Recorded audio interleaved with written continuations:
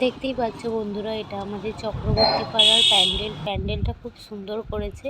আর প্রথমেই বলি, আমাকে আলাদা করে ভয়েস দিতে হচ্ছে, কারণ এখন প্যান্ডেল মানেই গান। আর এখানে খুব জোরে গান চলছিল, গান তো দেওয়া যাবে না, তাই আমি পরে আবার ভয়েস দিচ্ছি। খুব সুন্দর ফুটিয়ে তুলেছে প্যান্ডেলটাকে, আমার তো খুব ভালো লেগেছে।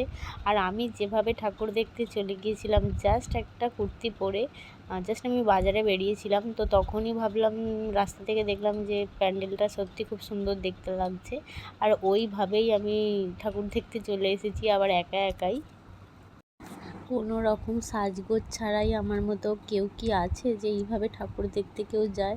আমার তো মনে হয় না যে কেউ এইভাবে ঠাকুর দেখতে বেরিয়ে যায়, শুধু আমি এইভাবে একাই ঠাকুর দেখতে চলে এসেছি।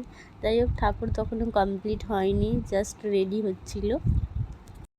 অনেক বন্ধুরা আছে কি যে আগে থেকে বলে এখানে যাব ওখানে যাব, আর ঠিক দিনের দিন বলে কি যে না আরে যাওয়া হবে না। তো তাদেরকে বলছি, তোমরা এইভাবে আমার মতো একা একাই ঠাকুর দেখতে বেরিয়ে পড়ো।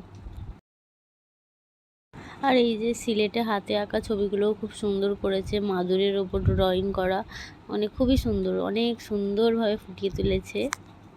তোমরা যারা যারা চক্রবর্তী পাড়ার আশেপাশে থাকো, দেখতে চলে এসো এই প্যান্ডেলটা। এইভাবে আমি ঠাকুর দেখতে চলে এসেছি। আমার তো ঠাকুর দেখা কমপ্লিট, তোমরাও অনেক অনেক ঠাকুর দেখো। টাটা বন্ধুরা।